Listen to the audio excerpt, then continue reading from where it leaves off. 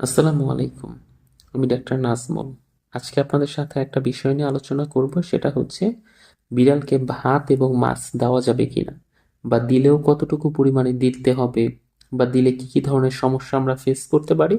এই টপিকগুলো নিয়ে আমি আজকে আপনাদেরকে বিস্তারিতভাবে জানানোর চেষ্টা করব। তো চলুন শুরু করা যাক। বিড়াল কিন্তু আপনারা হয়তোবা জানেন যে এটা হচ্ছে একটা মাংসাশী প্রাণী। এটার কিন্তু ভাত আর মাছ খাওয়ানোর জন্য জন্ম হয় নাই। যেই প্রাণীগুলো এরকম মাংসাশী, সেই প্রাণীগুলোকে যখন আমরা এরকম ভাত বা মাছে অভ্যস্ত করতে চাই, তখন দেখা যায় যে ওদের বডিতে যে পরিমাণ মিনারেলস বা নিউট্রিয়েন্টের দরকার ছিল, সেটা কখনোই পর্যাপ্ত মতো ফুলফিল হয় না। এবং এইখানেই মেইন সমস্যাটা তৈরি হয়। এই জন্যে আমাদের ঠিক জানতে হবে যে ওর খাবারের যে মেনুটা আছে, সেই মেনুটাতে আমরা কোন খাবারের পরিমাণটা কতটুকু পরিমাণে দিতে পারবো, আর কোন খাবারগুলো দিতে পারবো না। তো কোন খাবারগুলো দিতে পারবো না, এটা নিয়ে আলাদা ভিডিও আছে, আপনারা চাইলে সেটা দেখে নিতে পারেন। আজকে আমরা জানবো যে বিড়ালকে যদি আমরা ভাত বা মাছ দেই, এখানের পরিমাণটা ঠিক কতটুকু হতে হবে। আপনি ওর পার ডের যেই খাবার আছে, মানে ও প্রতিদিন যতটুকু খাবার খায়, তার ভিতরে ভাতের পরিমাণ খুব বেশি রাখার প্রয়োজন নেই। আপনি ধরেন যে ওর মোট যেই খাবারটা দেন, তার 10 থেকে 15% ওকে ভাত দিবেন। এর বেশি দেওয়া উচিত না। এবং আমি বলবো যে 10 ভাগের বেশি ভাত দেওয়া উচিতই না। খুবই সামান্য অল্প একটু পরিমাণের ভাত, তাও এটা সরাসরি না দিয়ে ব্লেন্ড করে দিবেন। ওর যদি আপনি খুব বেশি ভাতে অভ্যস্ত করে ফেলেন, তাহলে দেখবেন যে বিড়ালটা খুব তাড়াতাড়ি মোটা হচ্ছে। এটা তো ঠিক, কিন্তু ডায়াবেটিসের সমস্যা ওদেরও কিন্তু হয়, এবং ওই দিক থেকে আলটিমেটলি ওই ডায়াবেটিসের সমস্যায় ভুগবে।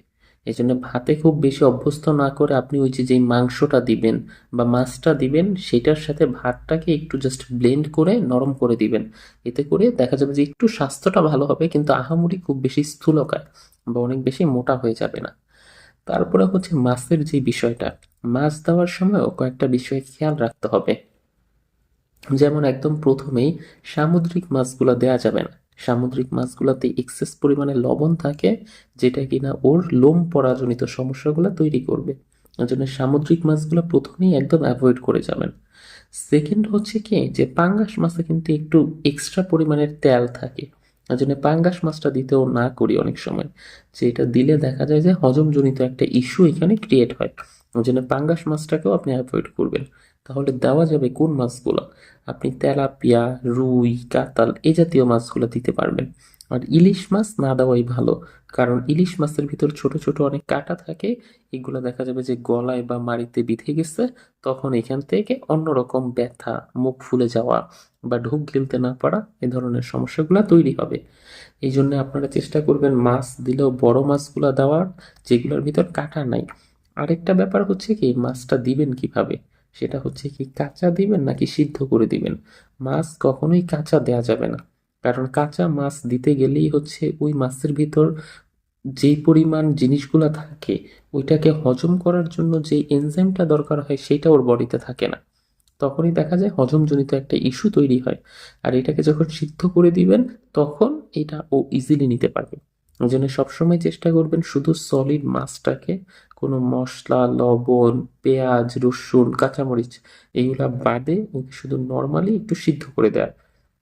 সিদ্ধ করার পর যে ঘন পানিটা বের হয়, সেটা ফেলে দিবেন না। সেইটার ভিতরে মাছ আর ওই যে বলছিলাম অল্প একটু ভাত, এটাকে ব্লেন্ড করে তারপরে একটা জাস্ট লাইক পেস্টের মতো করে দিবেন। মানে একদম পুরো লিকুইডও না, আবার একদম পুরো শক্তও না, একটা পেস্টের মতো করে দিলেই হবে। আরেকটা কাজ করতে পারেন, এই খাবারটার সাথে বাজারে একটা সিরাপ পাওয়া যায়, কার্মিনা সিরাপ। এই খাবারের সিরাপটাও একটু ধরেন যে মিশিয়ে দিলেন। বেশি না, 8-10 ফোঁটা, 15 ফোঁটার মতো। এটা হামদর্দের বেশ ভালো একটা ডাইজেস্টিভ স্টিমুলেন্ট, মানে হজমজনিত সমস্যাগুলো ইমপ্রুভ করতে সহায়তা করে, যাতে পটিটা ভালো হয়। তাহলে চলুন একদম পুরোটা বিস্তারিত আরেকবার বলে দিচ্ছি আমি। যে আপনার ভাত থাকবে মাত্র 10%, তারপরে সেদ্ধ মাছ বা সেদ্ধ মাংস এটিই থাকবে বেশিরভাগ পোর্শনে। এটাই ওর পুষ্টি উপাদান। এটার ভিতরেই ওর যাবতীয় যত মিনারেলস, ভাইটামিনস দরকার হবে, সব এখানেই আছে। আরেকটা কাজ করতে পারেন, যখন এই খাবারগুলো দেয়া হয়, তখন আপনি চাইলে একটু সবজি অ্যাড করে দিতে পারেন। সবজিটা যদি সরাসরি সেভাবে না খায়, তাহলে ব্লেন্ড করার অপশন থাকবে। ওই ব্লেন্ড করে দিলেও ওর ফাইবারের যে চাহিদাটা আছে, সেটা ফিল আপ হবে, এবং দেখা যাবে যে ওর মল ত্যাগ করতে সেরকম সমস্যা হবে না। ও হচ্ছে ওই প্রতিদিনের যে পায়খানা করার যে টাইমটা ওইটা ও ঠিক মতো করতে পারতেছে। হঠাৎ করে পায়খানা ওর পেটে অনেক জমা হয়ে শক্ত হয়ে যাবে, এই জিনিসটার থেকে আর সেরকম কোনো সমস্যা হবে না যদি ওকে প্রতিদিন আপনি হচ্ছে কিছু কিছু সবজি খাওয়াইতে পারেন। ওটা হইতে পারে কোনো শাক, মিষ্টি কুমড়া, তারপরে কাঁচা কলা, গাজর, পেঁপে, এরকম টাইপের যে কোনো সবজি হইলেই হবে। জাস্ট ফাইবারের চাহিদাটা যেটা ছিল, ওই ফাইবারের চাহিদাটা পূরণ করাই হচ্ছে আমাদের এখানের মেইন টার্গেট। আর আরেকটা কাজ করবেন, সেটা হচ্ছে সপ্তাহে ওকে 2 দিন সিদ্ধ করা ডিমের কুসুম দিবেন। 2 দিন, বেশি না। জাস্ট এটা দিলে ওর যেই মিনারেলসের চাহিদা, ডিমের মধ্যে অনেক বেশি মিনারেলস থাকে, সেই চাহিদাটাও ওর পূরণ হয়ে যাবে। আর যতটা পারা যায় ক্যাট ফুডে কম অভ্যস্ত করবেন, ড্রাই জাতীয় ফুডগুলো কম খাওয়াবেন। ক্যাট ফুড আর ড্রাই ফুড এগুলো যদি কম খাওয়ান, তাহলে দেখবেন যে ওর ওই ইউরিনের সমস্যাটা হওয়ার সেরকম কোনো সম্ভাবনাই কখনো থাকে না। ক্যাট ফুড বেশি খাওয়াইলে সাধারণত তখন ওই মূত্রথলিতে পাথর হওয়ার একটা সম্ভাবনা তৈরি হয়। এই জন্য ওই জায়গা থেকে আমরা একটু যদি অভ্যস্ত না করি, তাহলেই ও একটু সেফলি থাকবে। আশা করি যদি উপরের বিষয়গুলোকে খুব সুন্দর মতো মানেন, তাহলে ও সবসময় সুস্থ থাকবে।